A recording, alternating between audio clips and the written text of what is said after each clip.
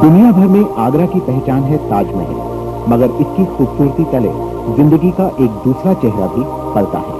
परिस्थितियों तले दिमागी संतुलन खो बैठे लोगों का इलाज तो यहाँ हो सकता है, मगर जो जन्म से ही मेंटली रिटार्डेड हो, उनके लिए अंधेरे के सिवा कुछ नहीं।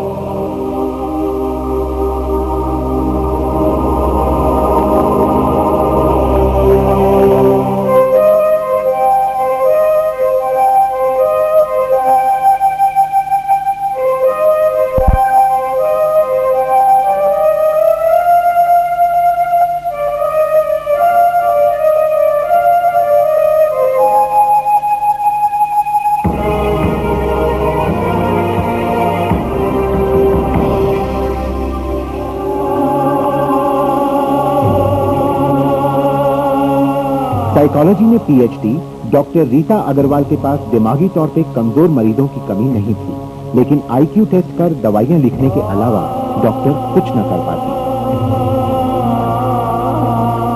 कुछ न कर पाने की इसी बेचैनी ने डॉक्टरी की दुकान बंद करवा दी और डॉक्टर अग्रवाल निकल पड़ी मेंटल रिटार्डेशन में डिप्लोमा करने। 8 साल बाद डॉक्टर रीता का आईक्यू टेस्ट बदस्तूर जारी है, मगर अब ये टेस्ट ये तय करता है कि बच्चों को कहां से सिखाना शुरू किया जाए। बहुत कम उम्र या ना के बराबर आईक्यू के बच्चों को बेहद बुनियादी चीजें सिखाई जाती हैं।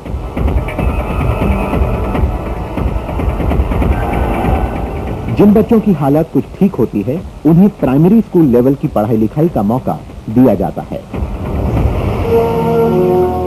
जैसे बच्चा अब पेंसिल भी नहीं होल्ड कर पा रहा है, उसके बाद उसने पेंसिल होल्ड करना सीख लिया, और तो बड़ा अच्छा लगता है कि नहीं, बच्चा देखो कि आज एक बच्चे ने पेंसिल होल्ड करी, उसके बाद वो 1 लिखना सीखता है। 1 लिखने जैसे ही वो उसने 1, हमें लगा उसने 1 लिखना सीख लिया, तो एक अंदर से इतनी खुशी होती है कि चलो एक स्टेप आगे बढ़ा।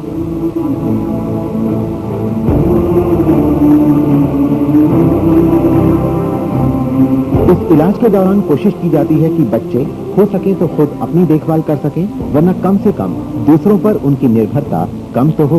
नतीजा सामने है।